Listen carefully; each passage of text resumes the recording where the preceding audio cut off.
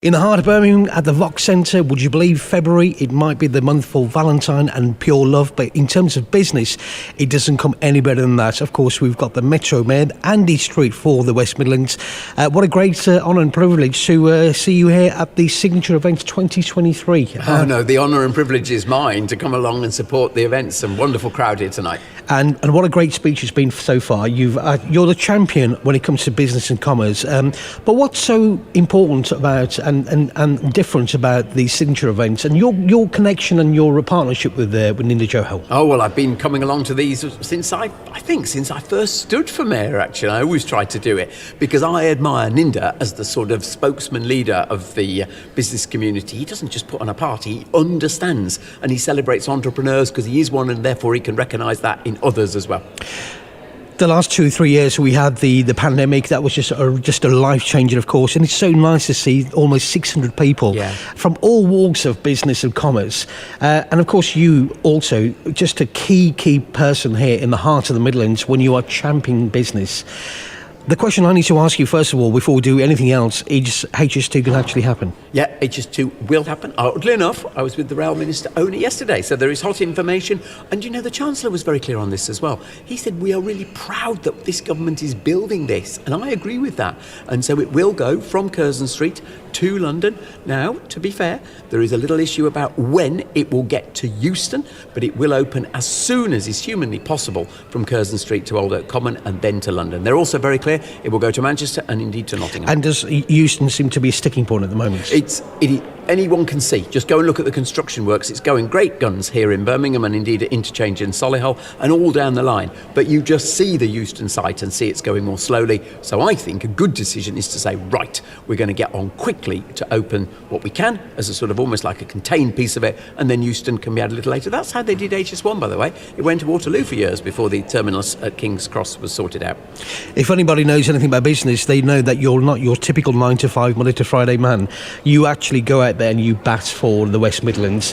Andy, what else is actually happening? What's cooking in Birmingham at the moment? Well, it depends whether you're talking about a business perspective or, of course, a political perspective. From my point of view, perhaps the single biggest thing that's happening is we're in negotiations with government over what we call our Trailblazer devolution deal. Can sound very boring, yawn, but it's actually about more powers over inward investment, over innovation, over energy, skills, transport, housing, and I suspect most business people will say one of those things affects them, and it's about us being more in control of our own destiny, not to use the words that became slightly famous, the begging bowl out to London, asking them for permission. So we hope to conclude that very shortly. Well, let's come on to it was interesting because you alluded to politics, but it is a little bit political where we see a lot of the funds going to the northwest and the southeast, but drips and drabs coming into the Midlands. So the Levelling Up Fund, that was a huge disappointment. We just got 2 successful bids, and that's not right. And I called it out on behalf of the region, as I should do. But actually, you know what? The money's tiny overall. So we were talking about £20 million, which yes matters to a community. It mattered to Erdington or Northfield or wherever else, and to Bilston and to areas across Dudley. Nothing for Dudley. So of course it matters. But compared to what you can get if devolution deals are done properly, where we've had about £4.5 billion over the last 5 years, it actually pales into insignificance. And that's why we've got our eye on the main prize. You attend a lot of black tie events, and today's no exception. What's a standout for you when it comes to Ninda Johal and the signature brand and the natural events? Well, actually, his own speech is always something. Isn't it, just? It is.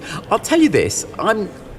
Some would say I'm quite a self-confident person. I'm always very happy doing my speech. But actually, I always have a little bit of flutter here because I'm following Ninda. He is genuinely an original thinker, and his speech always gets other people to think. So that's actually very special to be able to do that. And how long have you had that kind of special relationship with Ninda? Well, I got to know Ninda when I was LEP chair for Birmingham and Solihull, which was back in about 2011, and he was vice chair of the Black Country LEP. So I've known him for about 11 years now, and that's always been the case. He's a very thoughtful man. Cost of living crisis 2023, of course, we've seen the rise of 10 consecutive interest rates. It doesn't look very good. I don't want to be the bearer of doom and gloom. But if there's young entrepreneurs, budding entrepreneurs listening, and you are the man when it comes to business, what would your advice to be, or him and her? it's a very interesting question, that, because remember, I was the boss of John Lewis through the financial crisis. Yes. And everyone said, it's going to be a disaster for John Lewis. You're a top-end retailer, people haven't got any money, ergo. And I said, you know what?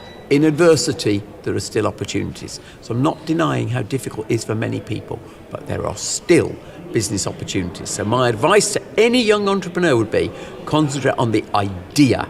If the idea is brilliant, it will cut through, however tough the market.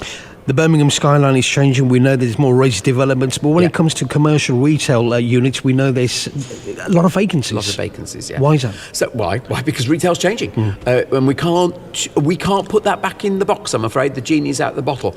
But physical retailer is not dead. If we just take Solihull, Touchwood is hugely successful, and if we take Birmingham, you've got Selfridges, you've got Primark, you have got Sports Direct, who are the best in class. Fantastic physical retailers. New brands coming in all the time. But you are right. The retail footprint as a whole is shrinking, and you can see that. And therefore, you've got to think about new uses of the city. People want leisure. They want inspiration. They want great food. And the good thing is, our cities will change to do that. And somewhere as dynamic as Birmingham will embody that.